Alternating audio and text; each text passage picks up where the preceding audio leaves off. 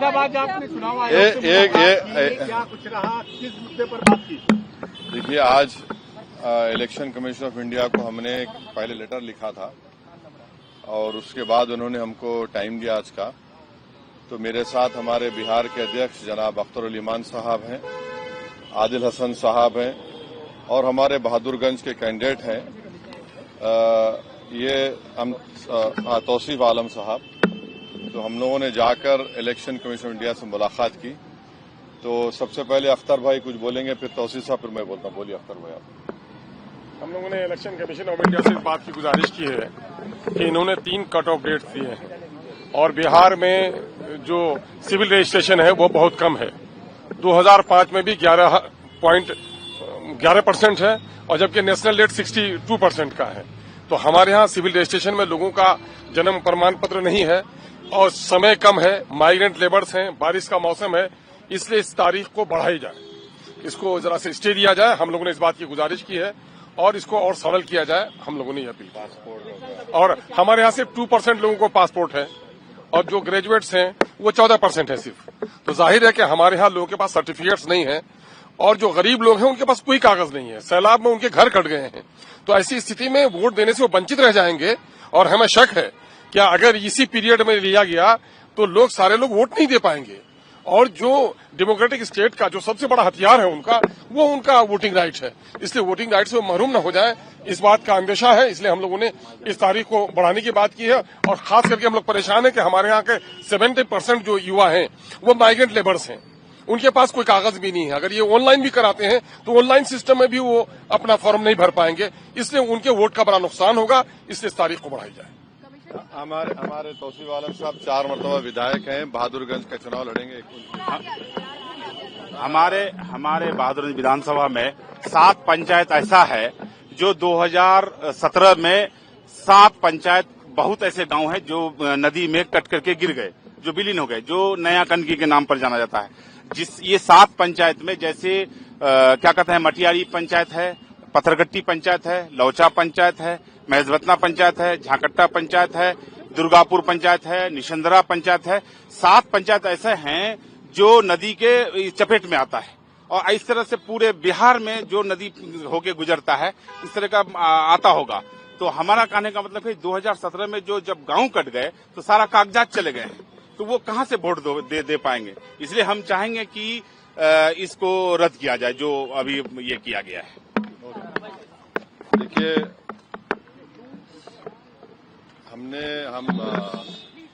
हमारे पार्टी के डेलीगेशन ने हमारे पार्टी के डेलीगेशन ने आज चीफ इलेक्शन कमिश्नर साहब से मुलाकात की। हमारा पहला उनसे पॉइंट ये था कि ये एसआईआर जो हो रहा है, पॉलिटिकल पार्टी से कंसल्टेशन नहीं किया गया और हमने उनको अपने रिप्रेजेंटेशन में ये बताया है, एक एग्जाम्पल दिया है। देहरी विधानसभा का 2212 नंबर है उसका, रोहतास डिस्ट्रिक्ट में, वहां पर जून 2025 तक भी लोगों के नाम ऐड हो रहे थे, डिलीशन हो रहा था। तो ये जो फैसला ईसीआई ने, इलेक्शन कमीशन ने लिया, वो जून में लिया, तो इसका तो कोई जिक्र भी नहीं है क्यों लिया। और फिर सिर्फ चंद दिनों में आपने कह दिया कि इतने करोड़ लोगों के नाम आने चाहिए। फिर हमने इस सीईसी को बताया कि आखिर कोई सेपरेट मैकेनिज्म आप क्यों नहीं क्रिएट करते। जैसा अभी हमारे विधायक ने कहा कि कई ऐसे लोग बिहार के जो माइग्रेंट लेबरर्स हैं, देश के कोने कोने में काम कर रहे हैं, अब उनका राइट तो वायलेशन हो जाएगा। आर्टिकल 19 के तहत तो उनको एम्प्लॉयमेंट के लिए निकले हैं, अब उनके नाम के इंक्लूजन के लिए क्या स्पेशल मैकेनिज्म होगा। दूसरा ये है कि ये बीएलओस की ट्रेनिंग नहीं हुई और उसकी एग्जाम्पल ये है कि आपको कोई भी उनकी हैंडबुक नहीं मिलेगी। जो भी ट्रेनिंग होती बीएलओस की, उसकी हैंडबुक मिलनी चाहिए और मिलती है, वो अब की बार नहीं मिली गई है। हमने उनको ये भी बताया है कि बिहार में डॉक्यूमेंट्री प्रूफ का तो जिक्र अख्तर उल इमान साहब ने आपके सामने कर दिया। पहला उनका प्रेस नोट देख लीजिए 24 जून का, उसमें उन्होंने क्या कहा। फिर उसको उन्होंने अमेंड किया 30 जून को, कहा कि 4.93 करोड़ वोटर आएंगे। अब 6 जुलाई का नोटिफिकेशन देके कह रहे हैं कि आप नाम डाल दीजिए डॉक्यूमेंट्स बाद में दीजिए। तो ये जो इस तरीके से इलेक्शन कमीशन जो एक्सरसाइज कर रहा है, ये हमारी नजर में it reeks of administrative malafide, suffers from non application of mind. और हमने सीसी साहब को कहा कि आप 2024 के जो इलेक्शन को उसको आप क्वालिफाइंग लिस्ट क्यों नहीं मानते? भाई 24 में तो हमने वोट दिया, अब 25 में आप कह रहे हैं कोई डॉक्यूमेंट दो। तो ये हमने उनसे पूछा और हमने उनको बताया कि आपने 2024 में वो जो वोट डालने दिया, आप 25 में डॉक्यूमेंट पूछ रहे हैं, तो ये तो 2 क्लास ऑफ वोटर्स आपने क्रिएट कर दिया, जो आर्टिकल 14 का वायलेशन है। आप कोई रीजनेबल जस्टिफिकेशन नहीं दे पा रहे हैं। और एक बात हमने उनके सामने कही कि ये जो भी एक्सरसाइज उन्होंने किया है, इसका कोई लॉ से नहीं निकल रहा है, it is purely N administrative law के तहत किया, तो इसका भी मैलाफाइडे उसमें होता है। और आखिर में हमने उनको बताया कि सुप्रीम कोर्ट का एक जजमेंट है, जिसमें हमारे पहले रिप्रेजेंटेशन में हमने जिक्र किया था, जो 2005 का सुप्रीम कोर्ट का जजमेंट है, जिसमें सुप्रीम कोर्ट ने साफ तौर पर कहा लाल बहा हुसैन में कि the misuse of powers by ERO to disenfranchise electors, possibility of time effective judgement of ERO जो यहां पर हो सकता है, and consequence of having one name included in the previous electoral roll.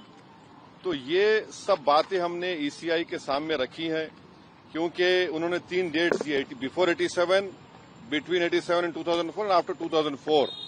तो ये हमने कहा कि इससे अगर कोई इलीगल माइग्रेंट्स है, मान लीजिए, तो 2024 में उनको वोट डालने का इख्तियार क्यों दिया आपने?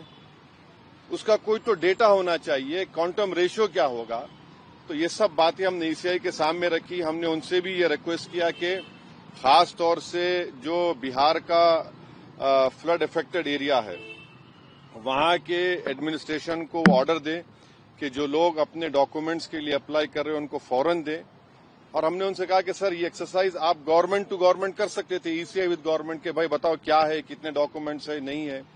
मगर मेजर रीजन ये है, मेजर हमको जो लगता है कि जो बिहार के नौजवान बाहर हैं, चाहे मुंबई में हो, दिल्ली में हो, हरियाणा में हो, पंजाब में हो, हैदराबाद में हो, उनके लिए बड़ी दिक्कत पेश आएगी। और अगर नाम उनका नहीं आएगा तो फिर उनको वोट डालने का इख्तियार नहीं मिलेगा। और फिर ये जो एक्सरसाइज को इलेक्शन कमीशन खुद अपने उसमें नोटिफिकेशन में कह रहा है कि ईआरओ और ईआरओ सिटीजनशिप एक्ट 1955 में कॉम्पिटेंट अथॉरिटी को बोल सकता है। अब जिसका नाम नहीं आएगा वो तो अपना वोट भी खो देगा, उसकी लाइवलीहुड का भी उसको एक नुकसान हो जाएगा। तो ये सब बातें हमने उनके सामने रखी। बहुत देर तक हमारी मीटिंग हुई, उन्होंने अपनी बात को कहा, उन्होंने भी बताया हमको। अब ये हमारी आज की मीटिंग की ये वो माने मोटा मोटा ये जो हुआ। राजनीतिक पार्टियां हैं बिहार में, जो विपक्षी पार्टियां हैं, एक के बाद एक पहले मैडम को। विपक्षी पार्टियां जो दूसरी है वो सुप्रीम कोर्ट पहुंच गई है इसी मुद्दे को लेकर, कह रहे कि एसआईआर जो है वो कहीं न कहीं इस वजह से भी किया जा रहा है ताकि बीजेपी को फायदा हो सके। वहाँ नोटिस इशू किया 10 तारीख के लिए। अब हमारी पार्टी में भी हम बैठ के बात करेंगे और इस पर क्या फैसला लेंगे। मगर हमारा एक ही है कि आप इतने कम टाइम में एक्सरसाइज कैसे कर पाएंगे? बहुत टाइम कम है। एसआईआर में भाई जो लोग जो अपना एड्रेस चेंज कर लिए, उनको क्यों आप पूछ रहे हैं बर्थ सर्टिफिकेट? माइग्रेशन होता है, अब क्या करेंगे वो लोग? मैं हैदराबाद में बैठा हूं, तेलंगाना के मुख्तलिफ गांवों से हर मेरे ऑफिस को कभी 10 लोग, कभी 20 लोग बिहार के आते हैं कि हम यहाँ पर लेबर हैं, बताओ हम क्या करना चाहिए। अब उनके पास पैसे भी नहीं है वापस जाने बिहार को। परेशानी वो होगी क्योंकि लॉ तो बोल रहा है कि उनको रहना पड़ेगा वहां पर। वो गए इसलिए कि बिहार में कुछ है ही नहीं, कोई सरकार ने उनका रोजगार का इंतजाम किया ही नहीं, तो मजबूरी उनकी है, बाहर बैठे हैं। तो ये सब प्रॉब्लम्स हमने ईसीआई के सामने रखे। हमने कहा इसका तो आप सोल्यूशन निकालिए। चुनाव आयोग ने क्या भरोसा दिया आपको? काफी अब चुनाव आयोग खुद बोलेगा, मैं क्यों बोलूंगा चुनाव आयोग की तरफ से? क्योंकि वो तो अंदर से आप आश्वस्त नहीं, आश्वस्त सवाल नहीं। देखिए, हमने ये सब जो बातें आपके सामने रखी हैं, जो पॉइंट्स हमने सामने रखी, उनके सामने जाके बोला हमने कि ये प्रैक्टिकल डिफिकल्टीज हैं, कैसा आप 1 महीने के अंदर कैसा करेंगे? तो उन्होंने कहा कि नहीं, हम लोग बीएलओस को रखे हैं, वॉलंटियर्स को रखे हैं। तो ये इसका डिफिकल्टी ये है कि जल्दबाजी में अगर 15-20% लोगों के नाम भी मिस हो गए और फिर आप देखिए मिस जब हो जाएंगे तो उसका सिटीजनशिप का मामला हो जाएगा ये, तो फिर तो आप वही तो आसाम का डिओटर हो जाएगा फिर। तो ये अप्रीहेंशन है, ये जेन्युइन अप्रीहेंशन है। बांग्लादेशी रोहिंग्याओं को निकालने के लिए SIR है। अरे देखिए, फिर 2024 में किसको वोट डालने दिया आपने? 24 में आपने वोट दिया, मैंने वोट डाला बिहार में। हमारा देखिए एक सिनारियो विजुअलाइज करिए आप लोग। अगर कोई लोकसभा के चुनाव में 20,000 वोट से हार गया कोई, और अभी SIR के बाद उसी के पार्लियामेंट सांसद में 20,000 कम हो गए, तो फिर वो क्या करेगा बेचारा? उसको राइट मिलना चाहिए, राइट तो रिकॉल तो हमारे पास नहीं है। तो इसीलिए हम कह रहे हैं हम SIR के खिलाफ नहीं है, आप टाइम दीजिए ना। विपक्ष कह रहा है कि जो विपक्ष के वोट हैं वो कटवाने की साजिश है। देखिए सीमांचल की हद तक बीजेपी RSS बार बार ये भ्रम, ये झूठ फैलाती है कि यहां पर बांग्लादेश के लोग आ गए हैं। कहां है बताओ हमको, एक तो बता दो। 71 में बांग्लादेश बना, जब वो लोग नहीं गए, इस सरजमीन को उन्होंने माना, वहां पर भारत की वॉर ऑफ इंडिपेंडेंस में हिस्सा लिया। बल्कि सीमांचल इलाके में अख्तर भाई बोलेंगे, वहां पर तो इतना बैकवर्ड इलाका उस वक्त भी था, आज भी है, कि लोगों को लाकर वहां पर कैदी बनाते थे। क्या अख्तर भाई? तो ये हमको इस बात का भी डर है कि जो बार बीजेपी RSS बोलती सीमांचल ऐसा हो रहा है, जब कहां है? पूरे भारत का सबसे अंडर डेवलप्ड एरिया अगर कोई होगा तो सीमांचल होगा। अब वहां पर जमीन कट जाती है। आपने सुना, आपने क्या कहा कि कई 2017 में कितने 8 गांव 7 पंचायतें गायब हो गई। अभी भी आप जाएंगे, हर साल वहां पर हजारों एकड़ जमीन कट जाती है। तो ये चीज है सर। बिहार के कानून व्यवस्था को लेकर लगातार अब ये ECI के तक मैं जो चुनाव आयोग ECI के तक चुनाव आयोग ये कह रहा है कि 2002 में भी जब ये प्रक्रिया हुई थी 1 महीने का वक्त था। आप कह रहे हैं कि वक्त कम है, लेकिन उस दौरान ना पार्लियामेंट के इलेक्शन के लिए 1 साल का टाइम था। जो यहाँ सुन तो लीजिए, पार्लियामेंट के इलेक्शन में 1 साल का टाइम था, विधानसभा के इलेक्शन के लिए 2 साल का टाइम था। वो बात सही है कि इन्हीं महीनों में हुआ था, 31 दिनों की जानकारी, इन्हीं महीनों में हुआ था, मगर टाइम तो था चुनाव के लिए। अगर आप चुनाव को सामने, अब आपको नवंबर में 4 महीने में चुनाव कराना है, तो इसको भी तो सामने रखिए। और जो सीमांचल के बिहार का नौजवान जो भारत के कोने कोने में जाकर काम करता है अपनी जिंदगी के लिए, उसका क्या होगा बताइए? चुनाव में तो इलीगल तरीके से पॉलिटिकल पार्टी उनको बुलाती है, अब उनको कौन बुलाएगा? 1 नहीं 2 नहीं, लाखों में है ना। ये तो मजाक नहीं है, लाखों में बिहार का नौजवान है। अख्तर भाई ने कहा कि 60-70% बिहार का सीमांचल का नौजवान तो मुख्तलिफ भारत के कोने कोने में काम कर रहा है। तो ये डिफिकल्टी है। ओके सर, कोर्ट को जाना नहीं जाना इसका भी हम फैसला कर लेंगे, बताएंगे आप।